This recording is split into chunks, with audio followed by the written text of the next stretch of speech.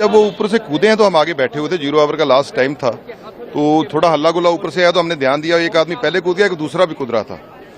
तो जो पहले कूद गया वो ऊपर से स्पीकर की तरफ बढ़ रहा था और वो हल्ला गुल्ला कर रहा था। वो उसने जूता उतारना शुरू किया, जूते में कोई चीज थी, तो जब उसने शुरू किया उसको वो पकड़ा गया। बेनीवाल थे, उन्होंने उनके जब पास पहुंचा उन्होंने पकड़ लिया। तो फिर मेरे को था कि एक दूसरा भी है पीछे। जब हम वहां तक पहुंचे तो उसने वो बम टाइप था, कुछ स्मोक सा निकल रहा था, ये पीले रंग का बहुत धुआं था, ये बिल्कुल वही लगा है। उसी को मैंने फिर पकड़ के उसको शीन के बाहर तक फेंकने शुरू किया ताकि वो एक पता नहीं लग रहा था क्या है, तो लेकिन सबकी सुरक्षा का मामला था, तो फिर उतने देर को सब लोग आ गए और उन्होंने पकड़ा। अब सिक्योरिटी के दायरे में। स्मेल कैसी है आपको लग रहा है? मैं ले ही नहीं रहा स्मेल।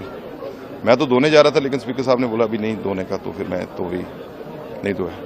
आपको लगता है कि बड़ा सिक्योरिटी चूक? इससे बड़ा सिक्योरिटी चूक क्या नहीं है, बहुत बड़ा सिक्योरिटी चूक है, क्योंकि जब से ये नया पार्लियामेंट बना है इसका ये प्रॉब्लम आ रहा है।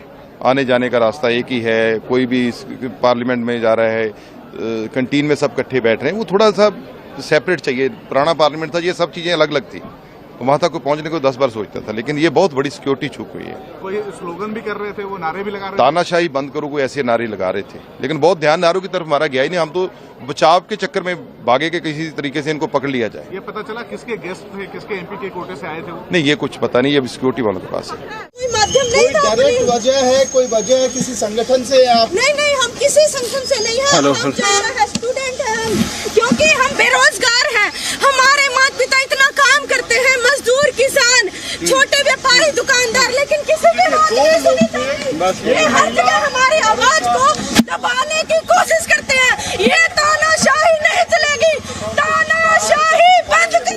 नहीं, मैं चेयर पर था, दूर था मैं थोड़ा सा, मैंने देखा एक कोई नहीं, मैंने बताया ना कि वो कूदा, उसने फिर वो जूता खोलने की कोशिश की, उसमें से कुछ निकाला, एक ने वो पिट करके वो धुआं निकल रहा था उसमें से। इन द मीन टाइम जो हमारे सुरक्षा कर्मी हैं उन्होंने तत्परता के साथ दोनों को काबू में कर लिया और अब जांच होगी, पता चलेगा क्या फैक्ट्स हैं। लेकिन एमपी लोग ये कह रहे हैं सर कि आप लोगों ने कोई एक्शन नहीं लिया, जो सिक्योरिटी वाले उन्होंने कोई एक्शन ले लिया, सुरक्षा में चूक हुई है बहुत बड़ी। नहीं, चूक तो हुई है, इसको तो सब स्वीकार करेंगे और एक्शन अब लिया जाएगा, पकड़े जा कह नहीं सकते। स्पीकर साहब इस संबंध में विचार करेंगे, वो और भी जो संबंधित हमारे जो बड़े इसके जिम्मेदार लोग हैं उस पर विचार करेंगे और हल निकलेगा इसका। सूचित कर दिया, सूचना दे दी? हाँ, वो तो सब स्पीकर साहब भी आगे थे वहीं पर, तो सबको जानकारी है।